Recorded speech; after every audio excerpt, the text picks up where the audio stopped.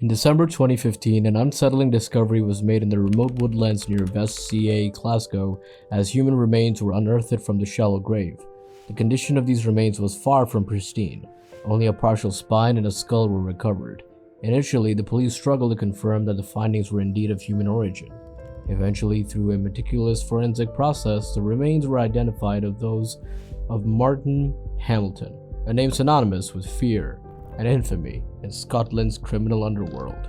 This revelation raised a multitude of questions, not only about the gruesome circumstances leading to Hamilton's demise, but also about the 2 decades preceding his horrific event, which ultimately earned him the moniker the Blackhill Butcher. For over 30 years, Martin Hamilton had instilled terror in Glasgow and beyond. His nickname, the Blackhill Butcher, was a direct reference to the area in the northeast of Glasgow where he conducted most of his criminal activities. In his unassuming physical stature, standing at a mere 5 feet 5 inches and sporting a stocky build, Hamilton was a far cry from the archetypal gangster.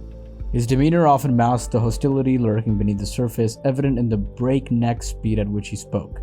He may have appeared unimposing, but to underestimate him was a perilous error.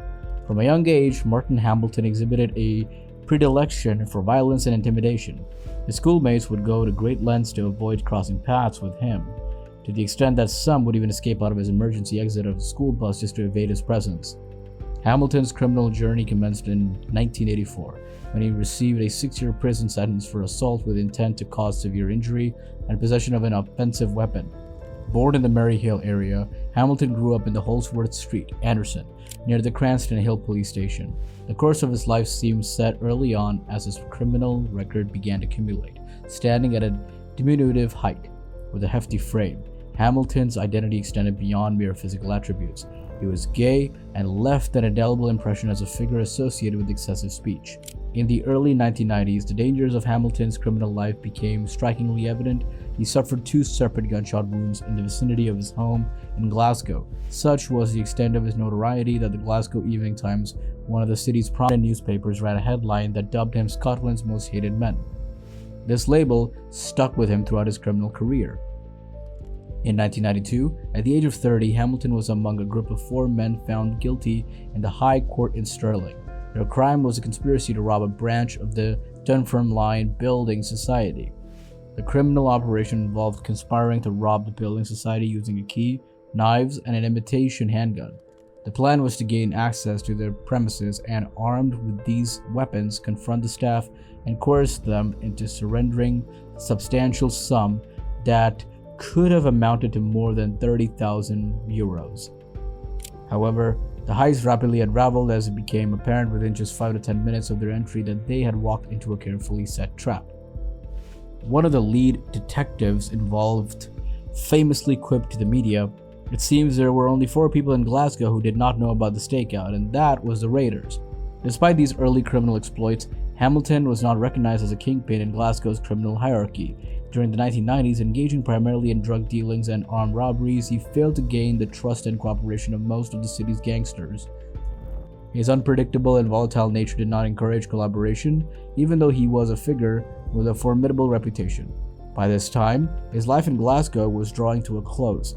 In his late 30s, he found himself at a crossroads requiring a change of scenery. Following his release from prison for the Building Society siege, Hamilton encountered significant surveillance from the Glasgow police.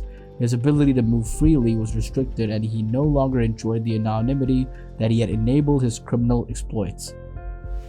However, the city would soon become acquainted with the arrival of a formidable, if not diabolical, presence. The year was 1998, and Martin Hamilton, now 37 years old, had decided to relocate from Glasgow. His fractious relationship with the upper echelons of his criminality in the city meant that he had to seek new opportunities and flee his past associations. Arthur Thompson, a legendary figure in the Glasgow underworld, handed him a firearm and an upfront payment. Hamilton disclosed the plot to Ferris and instead absconded with the payment, leaving the hit incomplete. This act of treachery was audacious in its brazenness, and Hamilton seemed devoid of any fear regarding potential retribution from his former employer. It became clear that Hamilton had an uncanny ability to instill fear and wield control over the witnesses, rendering them non-responsive to any form of police contact. Eventually, he set his sights on Edinburgh, particularly the city's west, including areas like Broomhouse, Wester Hills, and Sighthill. The situation was ripe for takeover by an individual with a more hands-on approach. Hamilton's expertise lies in precisely his domain. Within a matter of months, Hamilton and his crew had effectively taken control of a substantial portion of the drug business in the western part of Edinburgh. Hamilton's influence extended far beyond the realm of drug dealing. He wielded power and authority over pub landlords, club owners, and businessmen throughout the city. The extent of his criminal activities became particularly evident when a pub landlord was targeted for extortion. He reportedly told the police that he would rather pay 30,000 euros, the demanded amount, than testify against Hamilton. Another landlord opted to engage in business with him. Billy Seibel was said to have purchased 100,000 euros worth of drugs during the Hamilton's incarceration in Glenoshill prison.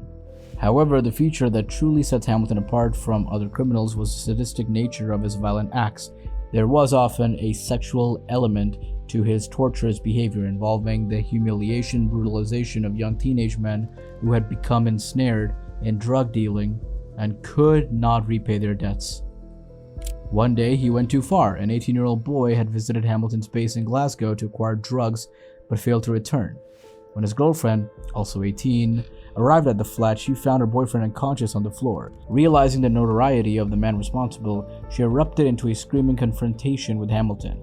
In response, he struck her. In retaliation, she seized a lamp and smashed it over his head. The sequence of events led to their abduction and a 10-hour ordeal of unimaginable horror. In this ordeal, Hamilton issued commands and oversaw the brutal acts of violence inflicted upon the hopeless couple. At this point, Hamilton descended into madness, shouting, screaming, and pouring the scalding water over the victims. The scars left by this horrific episode would serve as an enduring testimony to the indelible trauma inflicted by Hamilton. The court proceedings laid bare the harrowing details of the teenager's torture and other incidents, including an attempted eye gouging with a spoon. While many charges resulted in acquittals, Hamilton was convicted on the most grave of allegations. He was sentenced to life in prison with a minimum term of only 9 years. Remarkably, when he was incarcerated, one senior detective in Edinburgh was quoted as saying that Hamilton was as evil as child killer Robert Black. It was alleged that Hamilton had assumed the deaths of cocaine users after their regular supplier was incapacitated in a road accident. The story of Martin Hamilton, the Blackhill Butcher, is a chilling exploration of the darkness that can exist within the human soul and the impact that one man's reign of terror can have on an entire community. His name will forever be associated with fear and loathing, a symbol of the darkest aspects of our society. In the end, it serves as a stark reminder of the perpetual battle between good and evil, a battle that continues to unfold in the hidden corners of our world, far from the reach of the law.